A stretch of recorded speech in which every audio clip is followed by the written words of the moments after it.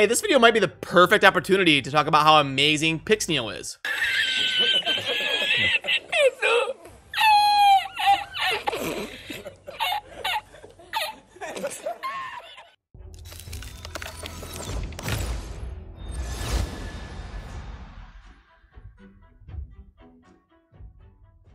Hey, what's up? This is Chosen, and this is going to be a Raid Shadow Legends video talking about how I deal with Tormin the Cold. He is a very common champion to face in arena defenses in both the classic arena and the tag team arena. So I'm going to show you how the interactions kind of work when you're going up against this guy, and then how I deal with him on my account to be able to nuke him down very easily when I encounter this guy on some defenses. So let's get into it.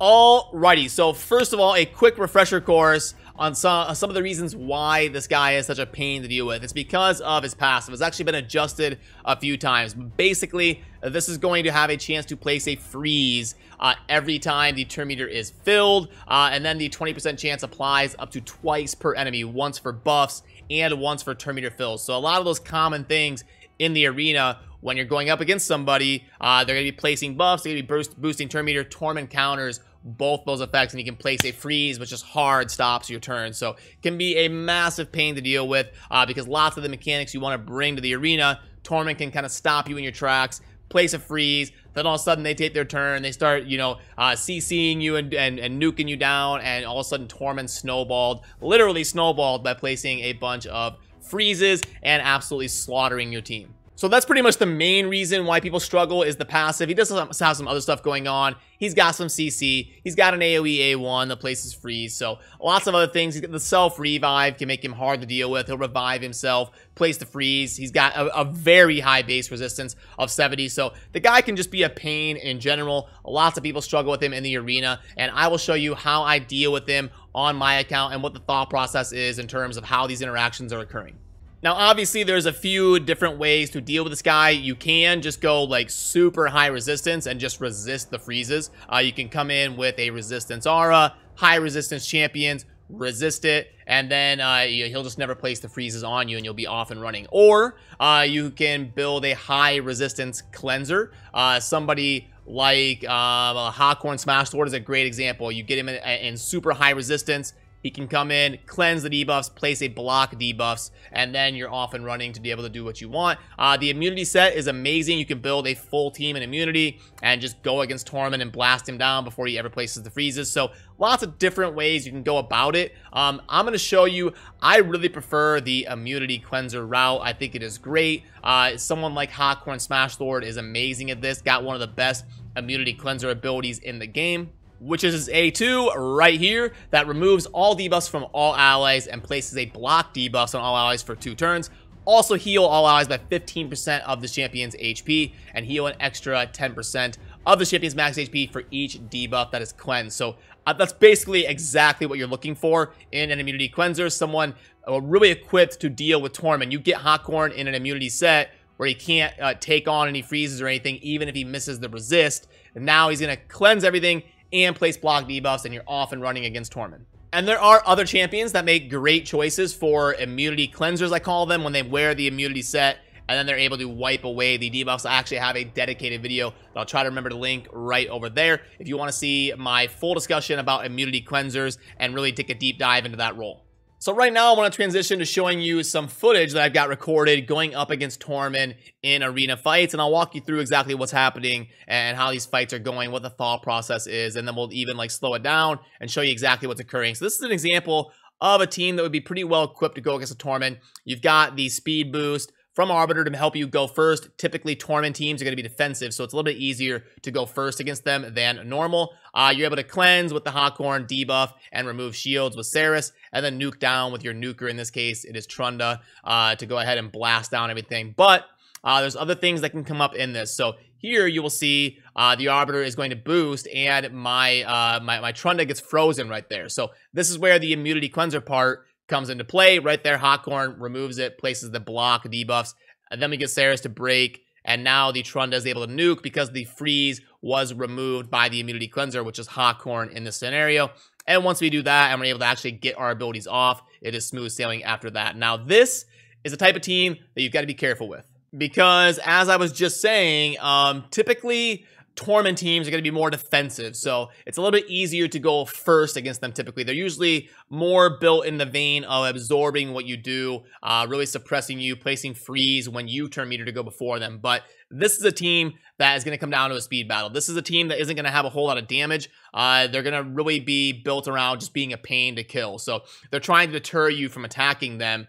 They got a lot of speed and turn meter boost, so it's going to come down to a speed battle. If I won it right there, so I won the speed battle, which means it's going to be smooth. We're off and running. We actually get 2 freezes placed by the Tormin, but we're able to cleanse it, strip away the shield, and then we're able to nuke with Trunda, and it is smooth sailing. But if I had not won the speed battle, that fight would have gotten dicey. So even if you're building these type of teams to go up against Tormin, be careful for the ones that are more built around speed instead of just kind of letting you go first with your speed team.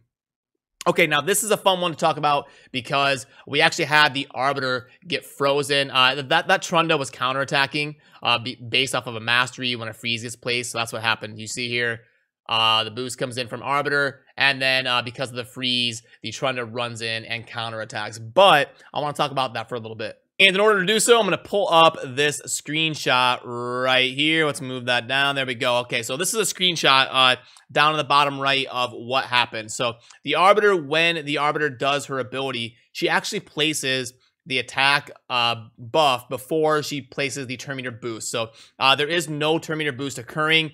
Because she did the increased attack on herself and then got frozen by the Torment passive. So the turn meter boost never actually occurs, which means you've got to be a lot more careful about getting cut in now, because if you've got your lower speed nukers, because you're counting on that boost from Arbiter to stop people from cutting in on that gap, and now all of a sudden that boost didn't occur, and then this is what happens. I'll show you. Is what ended up being a perfect example in this video here. So because of the Arbiter freezing yourself right there, now I did not get the boost on my turn meter, and you'll see they're able to cut in, and before my Trunda is able to nuke, they've got unkillable buff, and my Trunda can't kill anything. So you got to be really careful. You're really playing with fire if you don't have a super high resistance Arbiter or an Arbiter in an immunity set. You're really going to be going up against it right there, because now they were able to cut in because the boost didn't occur, and my Trunda isn't able to kill anything. But we've got options to deal with it. Break out the Dark Elaine, because look what happens. Now, if I'm not able to build an immunity set Arbiter, it can be really hard to build a high-speed Arbiter in immunity set, because obviously when you take off the speed pieces, now you're removing 24 speed just right out the gate. We'll have it build the 4 pieces of immunity. But now we break out Dark Elaine, and when they place a freeze, she's going to activate her AoE skill. You'll see that right here. Boom, a freeze occurs, and we're able to nuke them down because of it. So you can use Dark Elaine, the epic champion, to help you out in dealing with that if you're not able to build an Arbiter and an immunity set. If you're lucky enough to have the epic Dark Elaine, she can be awesome. You can slide her in as the DPS for this comp, and when those freezes occur, she's going to go ahead and blast down the enemy team. And if you're curious how my Dark Elaine on my account is built, I will show you right there. I've got the Savage and the Cruel. I want her to hit super hard when that AoE procs from those Torment freezes, and she does it for free. It doesn't matter of her turn meter or anything. She's going to go ahead and do the AoE attack right here, the Death's Majesty. So that's why I want her to be ignoring defense and hitting as hard as I can get her to hit. And her speed doesn't have to be insane, because it's going to be an ability that just kind of goes off. Then if you want to see the masteries, I'll pull that up right there if you wanted to be able to go through and build yours. And then this is what they look like. I'll remove my camera if you wanted to screenshot that really quickly, just in case you were curious of the Dark Elaine I've got built.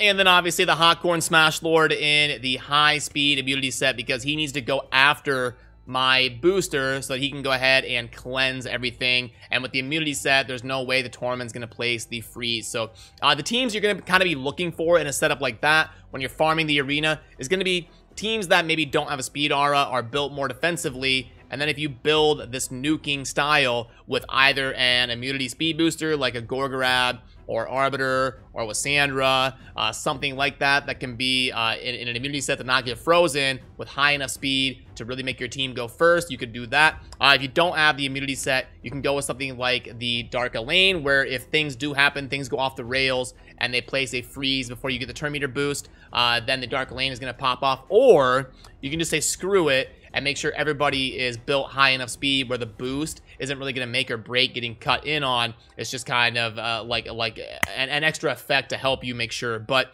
you're going to want to build your DPSer with higher speed, because you're not going to be able to fill that gap if the Arbiter is freezing yourself. Or you can just play with fire and go with the RNG of hoping your booster doesn't get frozen. But that's a few different ways to kind of look at it in terms of those things happening when you're going up against the Tormin. So this is an example of a team that I would really break this out against. You can see that they are built very defensively. I know I'm going to go first. I've got much more speed than them because of the aura, and I know my Arbiter is going to be going before them. So what I'm going to be doing is, if my Arbiter gets frozen and doesn't get the turn meter boost off, my Dark Elaine is going to go ahead and pop off with that AoE attack, so I'll be fine. And then my Hawkhorn will cleanse, then my Saris will debuff, and then my Arbiter, or then my Dark Elaine will get to attack again. So I know this team is drawing dead. It's over before the fight even starts, just based on how things kind of scale here. So let's go ahead and show you how it's going to unfold. I go first. I knew I would. So we get the boost, and then there was a freeze that went over on the Saris, which is perfect because my Dark Elaine gets the bonus AoE, and now my Hawkhorn is going to cleanse off my Saris. Then my Saris is going to go ahead, strip any buffs they would have had from shields and stuff, place the defense break, and now my Dark Elaine gets to nuke again. And just like that, it went exactly according to plan. But that is how my thought process would be going, and why my team is structured the way it is, and what I would kind of be thinking when I'm going up against Tormin, and the fights I would be looking for to break this out and know that I'm going to win. So then it's just a matter of time, and boom, the fight is over.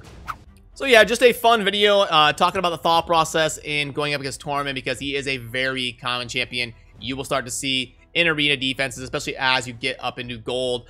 He is very common in both classic arena and tag team arena on those defenses. But you do have some options once you summon some champions and you've got some things going on your account. There's lots of things you can put together to really counter Tormin and stop how suppressive he is when you're trying to farm those arena fights. And obviously there is no arena team that is going to be perfect and counter absolutely everything. Unless you've got the best gear in the world, you kind of need to think about it and have different champions built for different situations and bust things out at different times depending on what you're going up against. You got to mix and match to really build things to counter what you're going to be going up against. So let me know down in the comments how you feel about Tormin, how you counter him, maybe things you wish I would have talked about in terms of countering him. I really enjoy hearing your perspectives as well. So that'll do it for this one. As always, thank you for watching. Have a good rest of your day. Peace.